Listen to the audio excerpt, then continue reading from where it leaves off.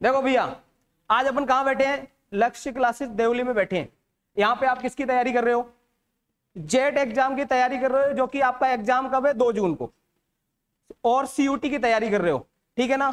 अब यहाँ पे आप इतनी दूर दूर से, बहुत सारे आउट ऑफ देवली से भी आए हैं, इतनी दूर दूर से आके यहाँ हॉस्टल में रह के, आप लक्ष्य क्लासेस के हॉस्टल में रह के यहाँ पे तैयारी कर रहे हो, फीस पे कर रहे हो, और आपके नंबर अगर देखे जाए, नंबर उस अकॉर्डिंग नहीं आ रहे हैं। बहुत सारे बच्चे उनके बहुत अच्छे मार्क्स आए और बहुत सारे बच्चे उनके क्या आए, अच्छे मार्क्स नहीं आए। देखो कोई दिक्कत नहीं है, आपका फर्स्ट एग्जाम था, ठीक है। एग्जाम जब तक आप दोगे नहीं, जब तक टेस्ट नहीं दोगे, तब तक आपकी क्या कमियां पता नहीं चलेंगी।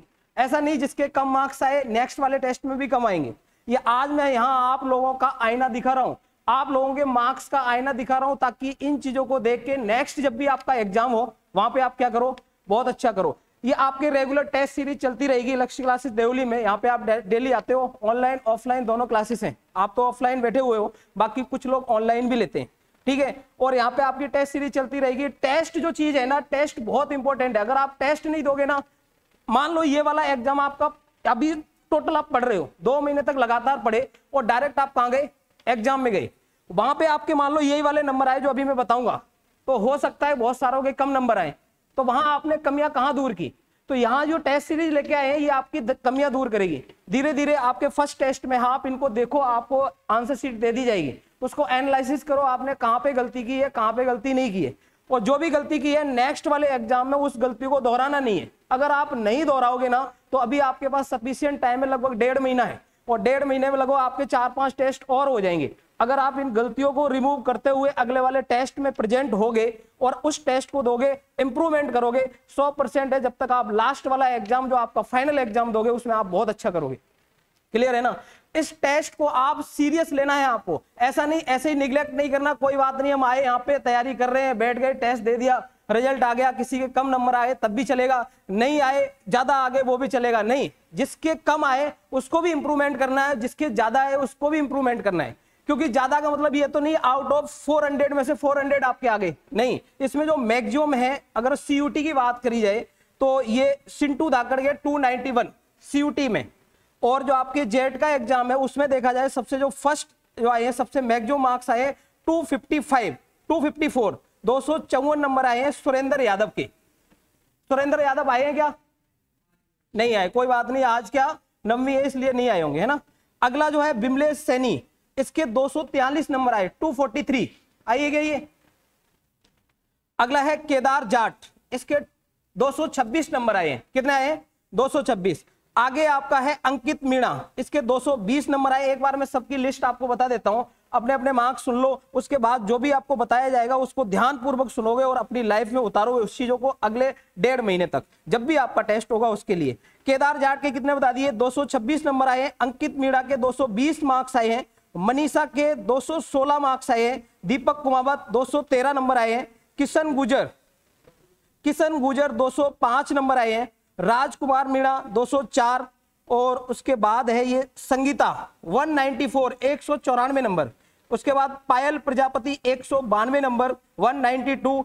उसके बाद काजल मीणा 191, गजेंद्र वर्मा 189, वनवारी धाकड़ 188, अनिल कुमार 187, मोहित वर्मा 186, यामिनी 175, सूरज गुजर 164, कोमल मीणा 153, अंकिता 147, निर्मल धाकड़ 146, मौसमी 143, प्रियंका 143, साहिल 140, निशा 135, रीना 134, शिवानी 125। उसके बाद रविशंकर 123, पिंटू नाथ 115 115 मार्क्स, कृष्ण मुरारी 108 नंबर 108, राजेश कुमावत 108, विजेंद्र सैनी 106, नितेश नाथ 104, कृष्णा सैनी 103, 103 नंबर 103 का मतलब 103, ठीक है। राजकुमार धाकड़ 103। उसके बाद खुशीराम 97, पुष्पांजलि 96, 3 कुमारी 96, पूजा वर्मा 93, नवीन मीणा 92, प्रिया वर्मा 87, नेहा मीणा 85, अमित 77, दिलीप 71, सपना 71, मनीष सैनी 64, भरत कुमार 62, खुशबू 46, अनिल कुमार सेन 13 नंबर, खुशबू बैरवा 46। एक ही की लिस्ट। हाँ, ये आपके बेटा मार्क्स थे। अब ये मार्क्स आपने देखे होंगे जो स्टार्टिंग के 200 प्लस है, तो अभी उनकी कंडीशन बहुत अच्छी है। अगर आप लोग जो 200 प्लस वाले हैं, 194, 195, मतलब 200 के आसपास जो आप बहुत अच्छे मार्क्स है, क्योंकि ये पहला टेस्ट है। अगर आप इंप्रूवमेंट करोगे, आपकी ये मार्क्स 300 तक जा सकते हैं, 350 तक जा सकते हैं, और उसमें आपको टॉप कॉलेज मिलेगा राजस्थान का। क्लियर है ना? अगर आप इस टेस्ट को सीरियस लोगे, इस बात की गारंटी है भैया, अगले वाले 3-4 टेस्ट जो भी होंगे, इस टेस्ट को देखते हुए आप आगे एग्जाम दोगे, 100% आपका इंप्रूवमेंट होगा। 200 वाला 350 तक जा सकता है, 150 वाला है वो 250 तक जा सकता है, जिसके अभी 100 नंबर आ रहे हैं वो भी 200, 250 तक जा सकता है, जिसके 100 से कम आ रहे हैं वो भी अच्छे खासे मार्क्स लाके कहीं ना कहीं उसको एडमिशन मिल सकता है। अपन यहाँ आए हैं 2 महीने, यहाँ बिगाड़ने के लिए तो नहीं आए, ऐसा तो नहीं ये अपने 2 महीने तैयारी की फिर घर पे बैठ गए, फिर नॉर्मल बीएससी कर लेंगे, क्या दिक्कत है, एग्रीकल्चर फील्ड से थे, नहीं जेट क्लियर हुआ, घर पे बैठ जाए। अरे भैया फिर 2 महीने का क्या मतलब निकला? आप एग्रीकल्चर में कितने सारे यहाँ से निकल रहे हैं, आप यहाँ पे आके कोचिंग कर रहे हो, बहुत सारे घर पे बैठे, आप कम से कम भीड़ से अलग तो हुए। अब उस भीड़ से अलग हुए, कम से कम उस भीड़ का फायदा तो मिलना चाहिए, आप किसी अच्छे कॉलेज में तो पहुंचो। अगर नहीं पहुंचोगे तो फिर क्या होगा? फिर तो आप उस भीड़ में शामिल हो, अलग होने का मतलब क्या निकला? आपके घर वालों ने यहाँ पे भेज रखा है, फीस पे कर रहे हैं, हम लोग यहाँ पे आपके साथ इतनी मेहनत कर रहे हैं, आप भी कर रहे हो दिन रात मेहनत, लेकिन उस मेहनत को आपको क्या और बढ़ाना है। अगर ये लॉन्ग टाइम होता ना, एक टाइम पीरियड बहुत लंबा होता, 1 साल का होता, 2 साल का होता, तो मैं आपको इतना नहीं बोलता। ये मैं क्यों बोल रहा हूं? क्योंकि यहाँ पे डेज में है आपके पास टाइम, यहाँ आपको सालों में नहीं है, यहाँ आपके पास महीनों में नहीं है, यहाँ आपके पास फिक्स डेज है, 45 डेज, 60 डेज। उन 60 डेज में आपको टोटल 11-12 का कवर करना है। और अगर आप नहीं करोगे तो मैं बता रहा हूं उस भीड़ में आप शामिल हो जाओगे जहां से आप निकल के आए हो। और अगर आप भीड़ में हो तो आपकी कोई वैल्यू नहीं, आपको पता है ना। भीड़ से अलग हो गए तभी आपको कोई देखेगा, अदरवाइज भीड़ में कोई नहीं देखता। भेड़ जाती ना, भेड़ बहुत सारी जाती है एक साथ, उसमें आप किसी एक भेड़ को पहचान सकते हो। अगर थोड़ी देर के लिए देखो, थोड़ी देर बाद वापस देखो ना कि हमने कौन सी वाली भेड़ देखी थी, पहचान लोगे क्या? नहीं ना। अगर उसी में से एक भेड़ दूर हो गई, उसको आप वापस देखोगे, आप पहचान जाओगे। तो आप भीड़ से अलग हो गए हो तो भीड़ से अलग ही रहो, मतलब यहां से निकलने के बाद एक अच्छे कॉलेज में जाओ ताकि आप आगे की अपनी जर्नी बहुत अच्छी तय करो। और उसके लिए भैया ये टेस्ट बहुत इंपॉर्टेंट है। ये जो आपका एग्जाम, ये जो रिजल्ट है ना, ये आईना है। क्या है? आईना। अगर इसको देखते हुए आप अपनी कमियां दूर करोगे ना तो 100% आपकी कमियां दूर होंगी। समझ में आया ना? तो अगले टेस्ट में कसम खा लोगे, इस टेस्ट में अगर जो आपके 100 मार्क्स आए, 100 मार्क्स आए, तो अगले टेस्ट में आपको क्या करना है, उसको इंप्रूवमेंट करना। भले ही आप 10 नंबर 20 नंबर आप इंप्रूवमेंट करो, इससे पीछे नहीं जाना है। किसी की इसमें देखो 2-4 बच्चों के बहुत अच्छे मार्क्स आए, 2-4 के क्या कम से कम 10-15 बच्चे हैं उनके 200 प्लस हैं। 200 प्लस वाले तो ये समझ जाओगे आपको टॉप जो आपकी यूनिवर्सिटी है ना, यहाँ पे MTU है ना, MPUT, आपको वो लेनी और आपको मिल जाएगी। आप उस लेवल पे खड़े हो, बस आपको थोड़ा सा धक्का लगाना है पीछे से, आपको सेल्फ स्टार्ट बनना है। बाकी काम हम लोग कर रहे हैं, आपको भी थोड़ा सा एफर्ट लगाना है, आप वहां तक पहुंच सकते हो। ये जो नंबर है 200-250 के समथिंग जो भी नंबर है, ये बहुत अच्छे नंबर है। क्यों? क्योंकि ये आपका पहला टेस्ट है। इसके बाद अभी आपके और बहुत सारी कमियां सुधारने के लिए आपको टाइम मिलेगा। क्लियर है ना? हाँ सर, क्या बोल रहे थे? और अब जो नेक्स्ट आपका टेस्ट होगा वो अगले संडे को होगा। ये जो संडे आ रहा है ना, अभी आपके पास 3-4 दिन है, जो आपका सिलेबस हो गया उसी पे टेस्ट लेंगे। ऐसा नहीं आपको पूरा एकदम सिलेबस दे दिया जो आपने पढ़ा भी नहीं, वो जितना हो गया है उसको आप कवर करते हुए चलो ना। आगे चल के जब लास्ट डे आपका होगा, सब कुछ आपका कवरअप होगा, फाइनल आपका एग्जाम होगा, सब कुछ आपकी मुट्ठी में होगा और रिजल्ट आपके हाथ में होगा। क्लियर है ना?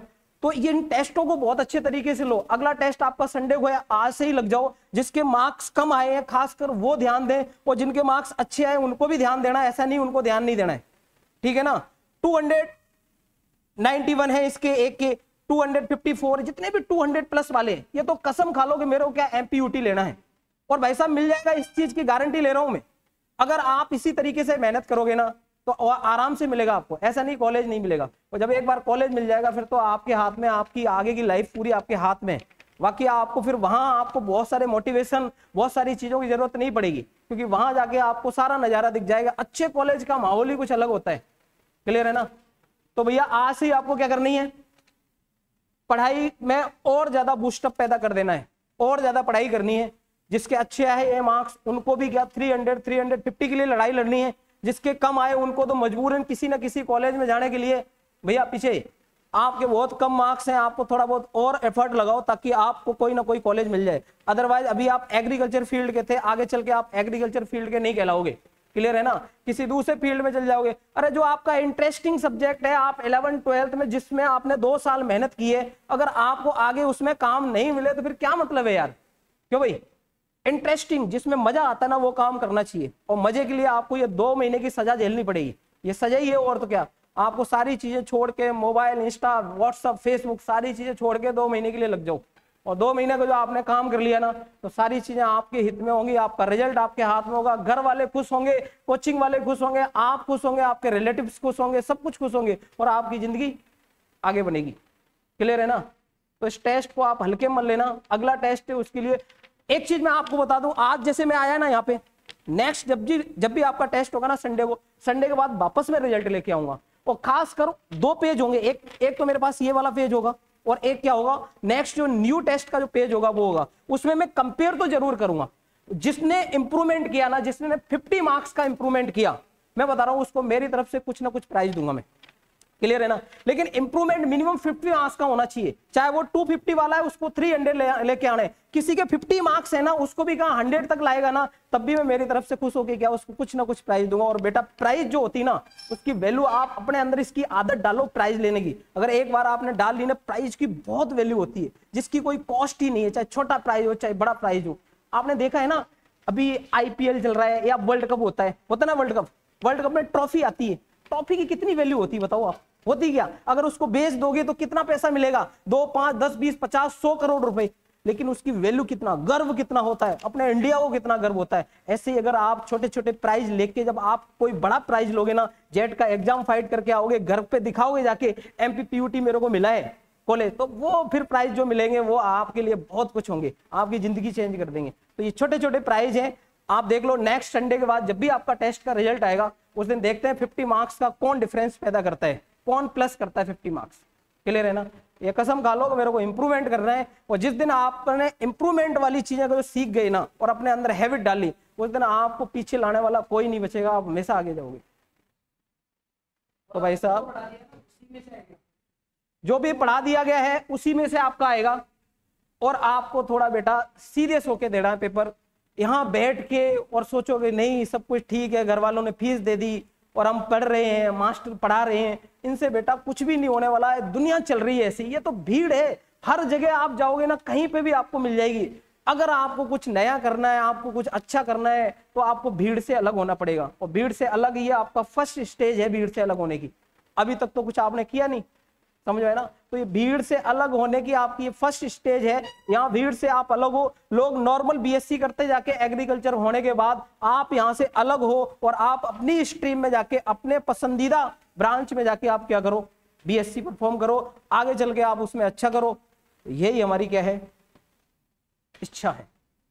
बहुत बहुत धन्यवाद आपको। और अब वापस मिलते हैं नेक्स्ट टेस्ट के बाद इस वाली लिस्ट के साथ में और न्यू वाली लिस्ट के साथ में। कंपेयर जरूर करूंगा, यहाँ पे देखते हैं कितने लोग इंप्रूवमेंट करते हैं, कितने लोग नहीं करते, ठीक है। हाँ, ये अपनी आंसर की